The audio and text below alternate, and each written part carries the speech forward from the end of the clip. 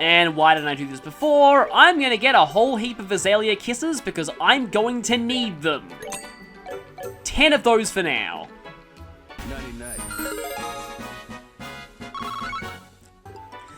Okay, I thought you'd get these here. So there's an item called the Catfoot Slippers that you can get at the duty-free shop. So they boost your evasion and movement, which isn't that great at this point, but see that question mark there? That's not going to be relevant for a while, but I'll just say that once you get the whole set, which you can't until very late in the game, there is a bonus for equipping all of them. No, they're actually selling Firefly Fungus in stores now. I guess that actually did catch on, that idea Orvid had. Okay, so for Perilous Meatballs, I need marbled steak, kibbled salt, black pepper, and red pepper. And I have enough leathery tails to make 5 of these, so I might as well. I'm gonna need the help of Jagan food for what I'm about to do. And so, it's time for Welcome to Pre-Die. Not actually die, that's the next monster fight that I'm gonna have to deal with, but this one's very close. We have the brother of the Cobalt Saber, this thing. Oh great, all 3 of them are going first. So they can inflict feint, their regular attacks hit pretty hard, and they all one-shot Dorothy. All of them. And we have to deal with 3 of them at once. That pretty much sums up this fight. 3 enemies, all of which one-shot Dorothy. So, let's see, I may as well have you set up Earthguard.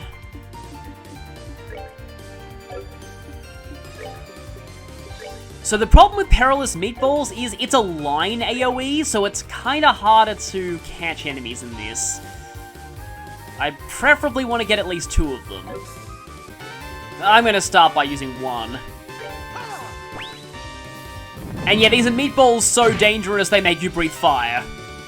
Unfortunately, no secondary effect attached to them.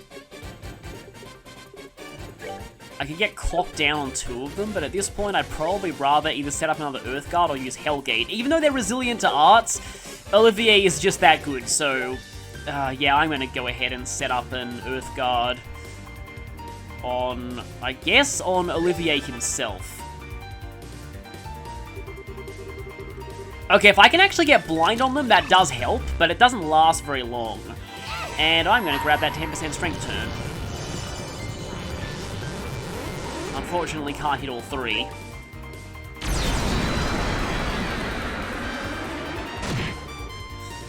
Still doesn't really do all that much damage, even with that much CP. And Agate's dead, but that's kind of what I thought. Blind definitely helps. Okay then.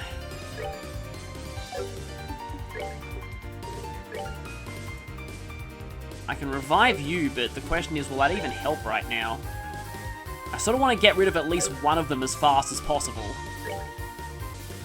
But I also sort of want to save my Perilous Meatballs.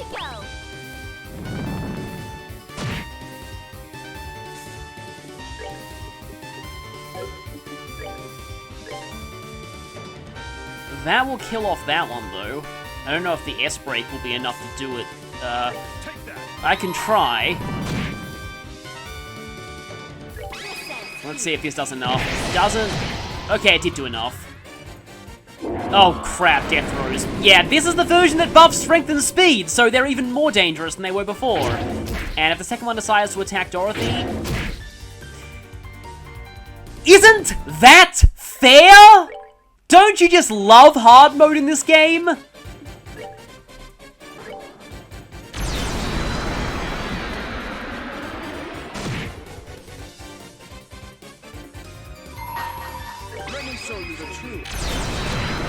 No, didn't do nearly enough.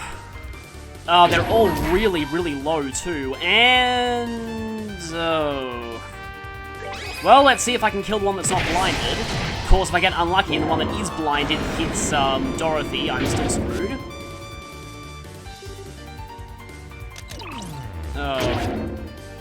Wow, look at all the freaking turns these things get because of speed! Okay. They're both severely low, and I can finish them both off with meatballs. So yeah, these are meatballs so dangerous they make you breathe fire. And death throws went off again. There's this slight chance that I could finish that thing off without meatballs, but I don't even want to risk it. Good riddance to that fight. Oh, and of course we get Flame Smash 2 after that. Which is actually decent in that fight because it pushes them back and you want them to be, well, you know, as far back from Dorothy as possible. Give me my money. And with that, we upgrade to F rank, of course. Actually, though, that's not bad because the Absorb Quartz is a new one that's actually pretty useful. Yeah, Absorb is Wind Elemental, and it gives quite a good amount of elements, and it also makes you restore 2% of your HP whenever you defeat an enemy. I generally like to give this one to my arts users, because, like, look at that, it gives you access to quite a lot of stuff. Including Aerial, this early. Aerial has been a bit nerfed in this game, but it's still kind of solid.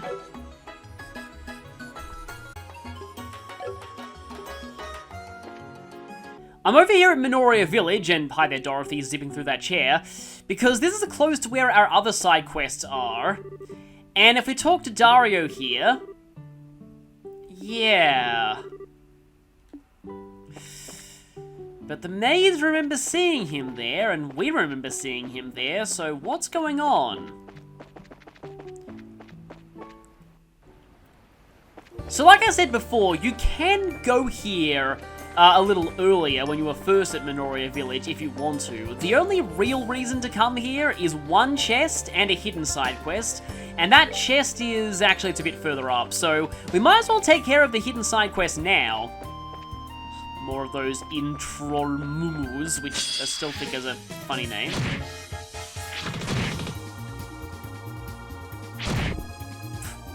If that thing had decided to attack Dorothy, we would have game overed there before we had a chance to even move. That's a surprisingly common occurrence when dealing with NPCs in this game. But yeah, let's take a break from battle quests to do this. Here we are back at the Lighthouse. If you head all the way up to the top of the lighthouse, I believe you can do this at any time during Chapter 1.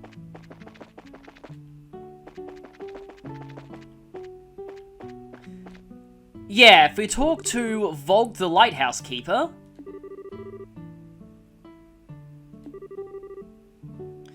it has been a while since you were held hostage by the Intelligence Division.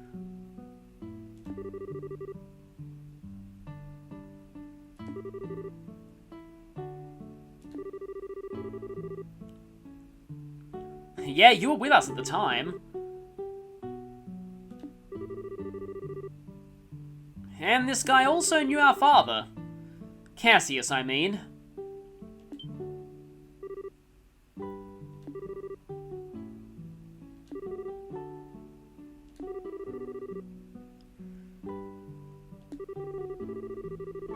Oh, that sounds painful. And again... me preempting the dialogue unintentionally.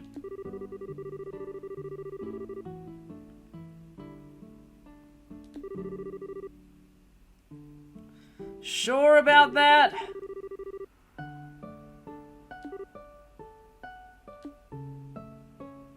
So, yeah. Remember this guy was very big on politeness when we last met him? We want to show him that we're model braces. Yes, this quest does have bonus BP. You need to make sure you answer everything right. Yeah, I remember. We took you a maintenance kit, didn't we?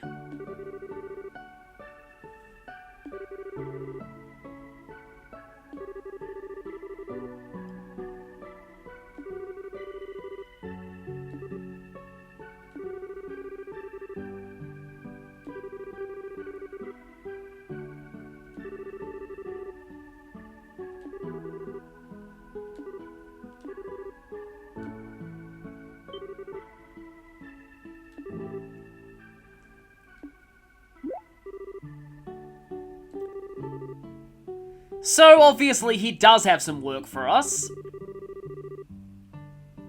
Though he's not going to say it out loud. He's just kinda subtly implying that he wants us to... He actually does want us to take care of it.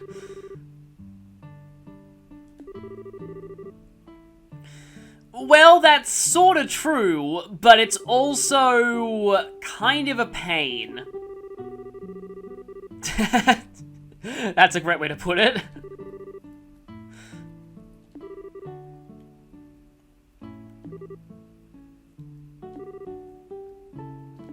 Yep, we just got roped into taking care of this guy's problem for him. So, there's a book on the shelf titled Lighthouse Manual. Varan Lighthouse Simplified Orbment Manual. Configuration of the control device, the layout of the Lighthouse Orbment Control. Activation switch, set to on to initiate beacon. Orbal amplitude control, adjust orbal levels. Stabilizer, stabilization mechanism. Connection quartz, set to on to activate beacon. How to activate Lighthouse Beacon. Set activation switch to on, then set connection quartz to on. The beacon should illuminate. That's simple, right? If you think, is it broken? Please consult troubleshooting section below. Read before contacting the central factory. I'm sure that they've got a lot of people calling them and ask them about things even though the manual tells them how to solve it. Troubleshooting. The activation switch isn't flipping. Is the orbal amplitude set to low? It will not activate at a setting higher than low. It's telling me output is 0. If the stabilizer is set to higher than the orbal amplitude value, the resulting output will be 0 and the orbment will stop. The output keeps dropping without any error.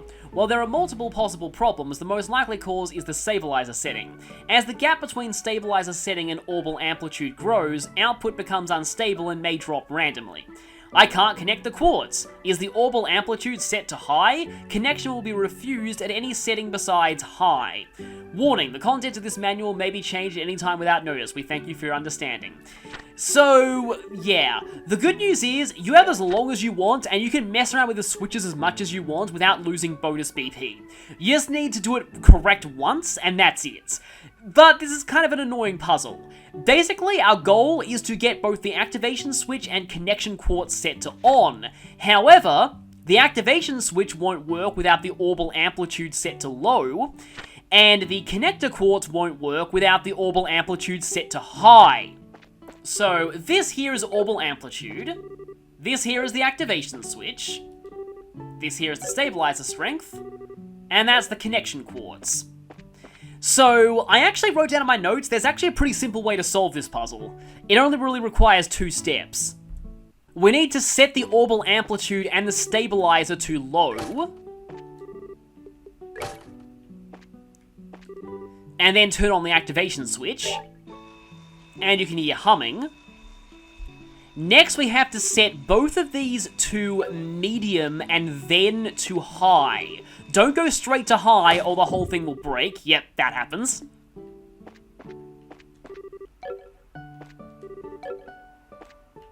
So now we have to set this back to low.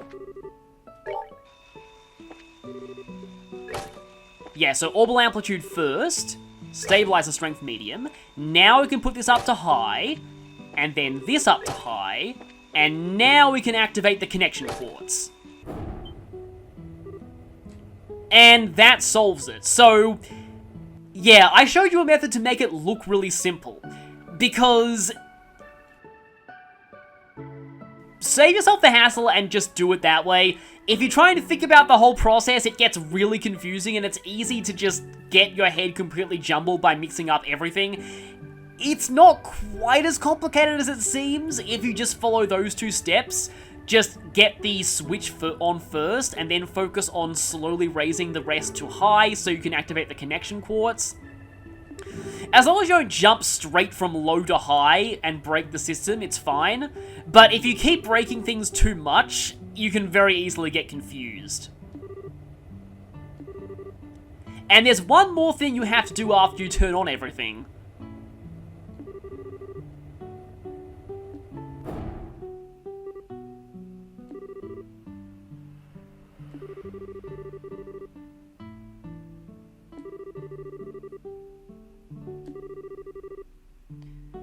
Because remember what happened last time with him?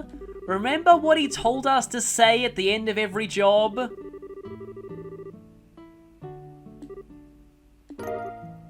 And we get some fishing baits. Oh, nowhere near as good as the gladiator headband from last time. At least that's good advice. I'll be sure to come back here later.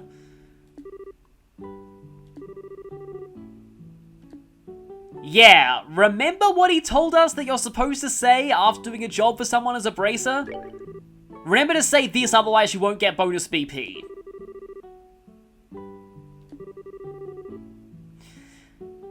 This means that he'll start to warm up to us. Very, very slightly. He's still a bit of a jerk, but at least when you're polite to him, he's not too bad. And that completes Lighthouse Test Run.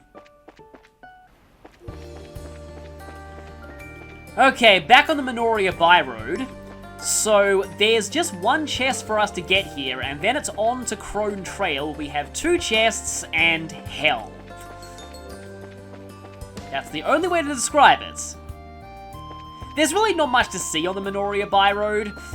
I would turbo through this whole place, but I don't want to run into any monsters. Like that. Yeah, the Jabbas are basic enemies now. These things were like sort of mini-bosses in the last game. Also, you seem to be stuck.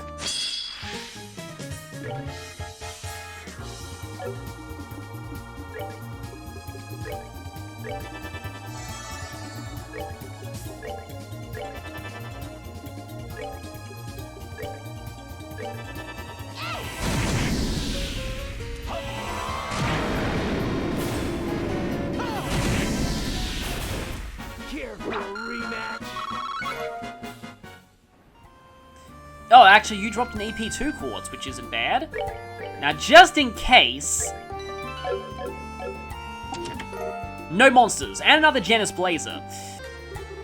You open the chest and see a man's face just smiling at you. Unsettled, you back away and close the lid. Let's not open that one again. And here we are back in Crone Trail, from the opposite side this time. Not much has really changed about this place, but there are some chests to get. Oh, there are also these things here. These are mini eggers, which are actually kind of cute looking. They fuse with their own kind to form bigger ones, and they still self-destruct.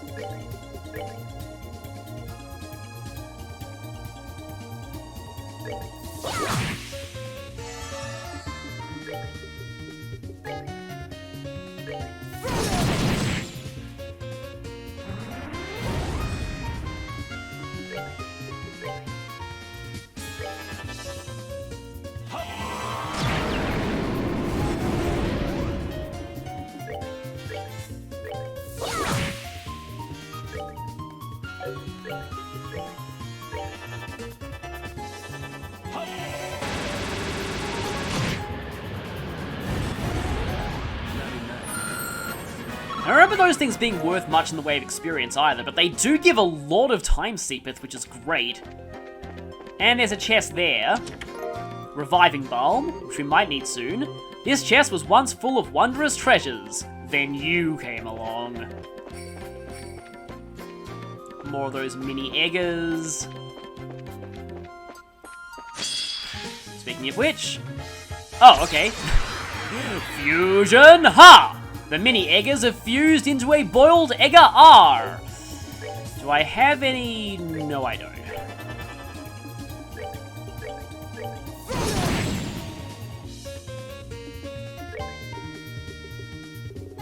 I do have Aqua Bleed on you.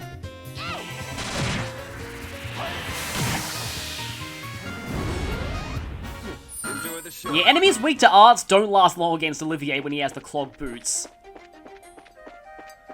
Okay, doesn't seem to be a chest there. I think there's one behind those trees, though. Just kind of seems like there would be. Oh, I was counting on being able to go to the heal point before I fought you, but no, you're right in the way. Crimson Platter. Looking into yet another empty chest, you wonder who leaves all of these lying around unlocked. Very true. Oh boy. You! First things first, we do need poison immunity for this one, so let's go ahead and switch back to, we don't even need that anymore because we have the moon glasses. Glass from the central factory that for some utterly mysterious reason also block poison. Maybe they're made of some special alloy or something. Actually, while we're at it, may as well equip the glove gear. And let's equip some poison immunity. We're going to die. We're going to die very, very painfully. So, that thing. Well,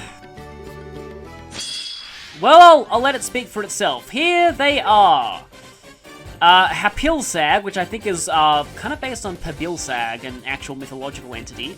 Scorpion monster able to freely move about air and earth. Has powerful venom. That's the least of our worries. If I'm unlucky, I could instantly lose this before, yeah, I even really get the chance to do much.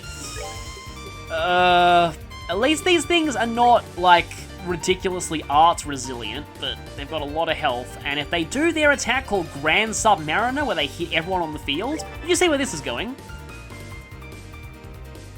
I think we're already dead.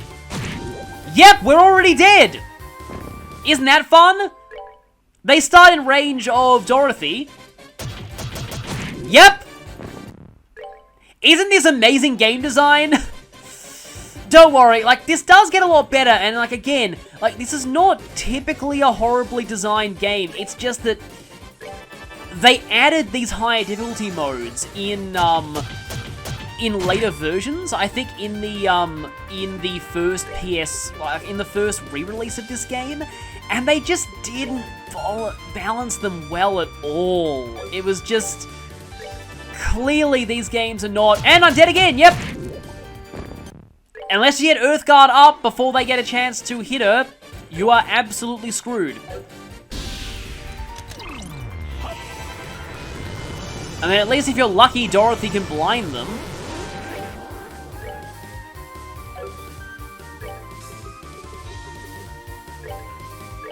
Speaking of luck, okay, good. Yeah, the sound of these things snapping their pincers forever haunts my nightmares. Okay, now that you're both Earthguarded, I may as well Earthguard Agate as well. Oh, you probably should have Earthguarded yourself, that was stupid. Okay, at least it's the blinded one that's going next.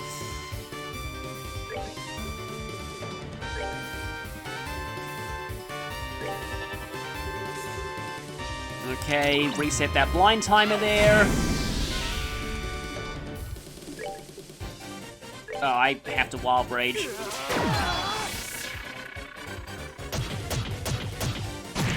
I'm S-braking just in case he gets hit by the one that's already blinded.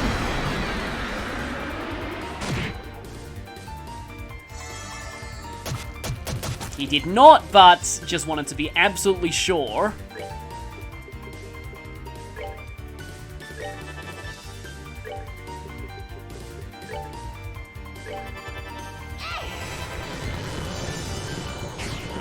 Oh. Well, at least I got an Earthguard. That does actually a pretty considerable amount of damage from what I remember. Yep, demonstrated right there.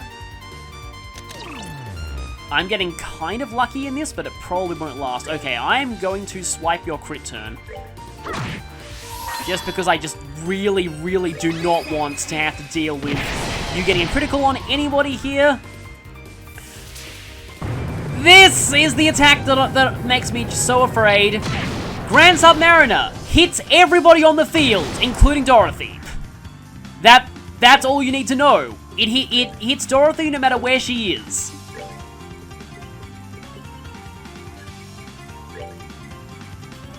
And now I need to waste a turn doing that.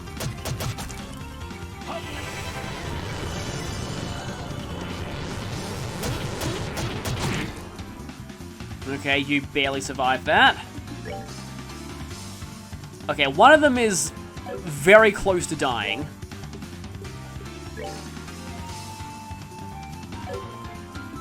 Can I actually? When are you going?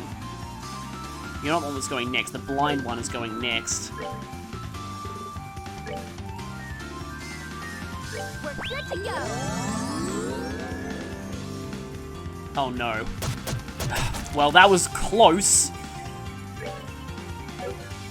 And I think that one needs to die now, because otherwise it's probably going to go for Grand Submariner. Which they only seem to use when they're on low health. By the way, this fight on normal is a complete joke. So that just kind of sums up how ridiculous hard mode is. I should have enough meatballs to finish this, though. Oh, there it is again. Well, Estelle's dead. I have a crit turn, though.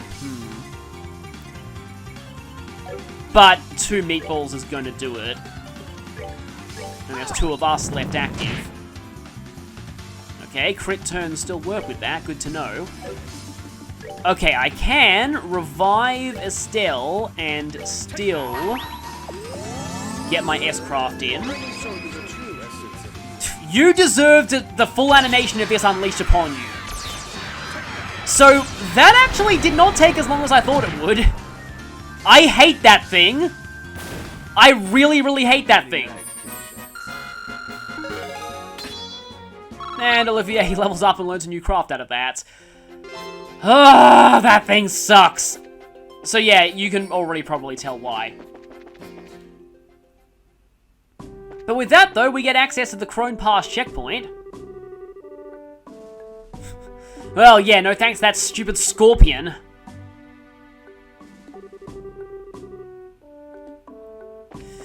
But as he said, there are still remnants of the intelligence division out there.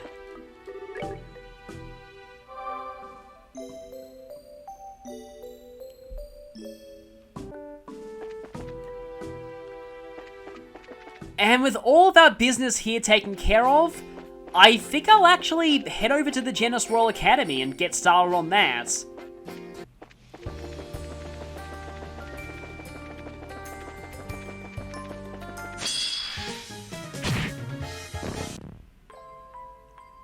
Yeah, that's a thing that can happen.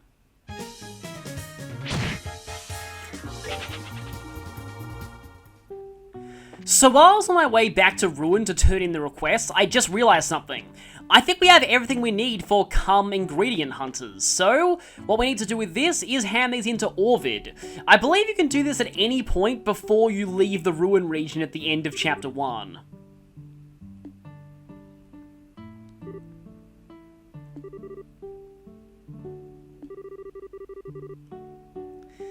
Yes, we remember you all too well. We also save you from getting attacked by monsters.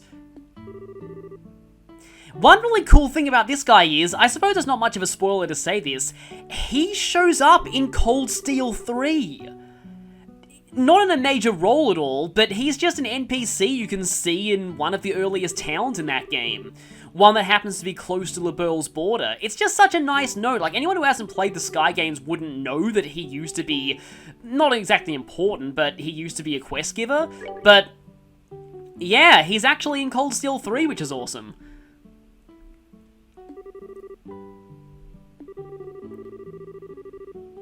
So the entire point of this request was that, well, yeah, he can't go investigating on his own because the monsters are much stronger. Again, everything jumping in levels is actually a plot point in this game.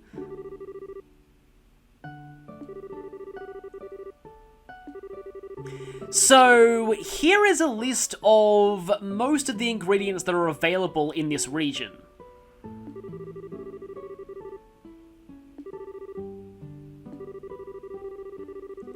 So, you need to find ingredients that are not on this list, and at this point, we have everything that isn't on this list that is still available in the region.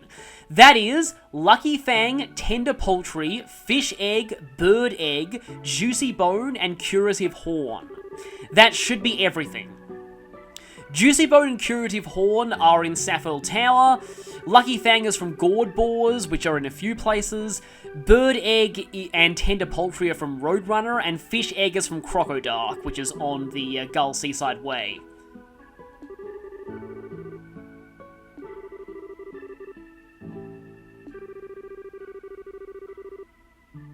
Yes, there's 6 in total. And if you get half of them, you still complete the quest, you just don't get as much BP.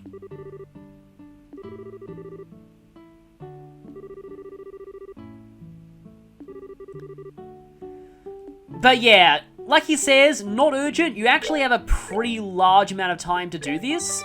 But I'm going to go ahead and turn this in now. I should have everything.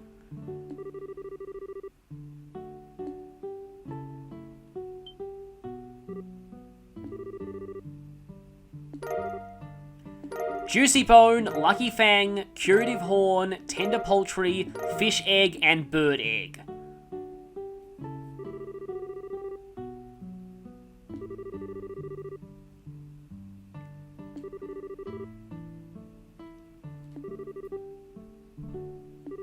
I actually want to know what drops Leathery Tail, because I need those to make more meatballs, which I might actually want to get before I head into Genis Royal Academy.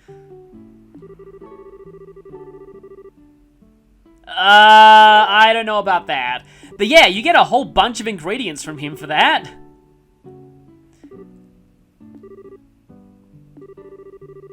Dorothy even comments on it if she's with you, which is kind of cool. I normally turn this quest in at the end of the chapter, so I actually haven't seen that line from her before.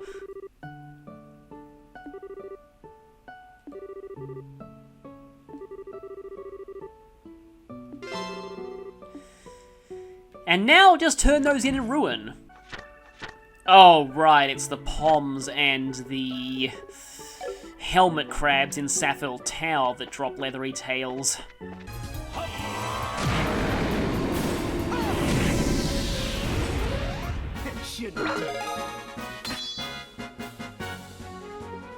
Okay, that's actually a new S-Craft, so that should be helpful.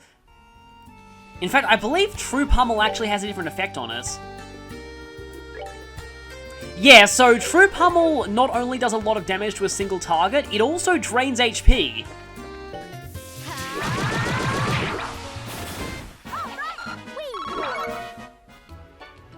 Okay, let's turn all these in. Ingredient Hunters complete. Lighthouse test run with bonus BP. And Crone Trail Monster. And with that, we've actually completed every quest that we can right now, so now's the perfect time to head to Genis Royal Academy.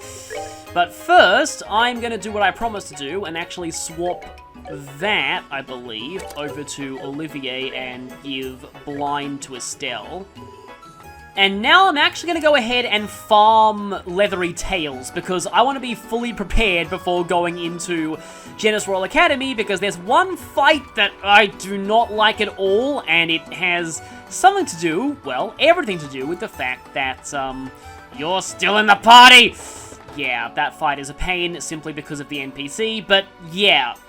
Gonna go ahead and do that, and then I'll see you at Genis Royal Academy.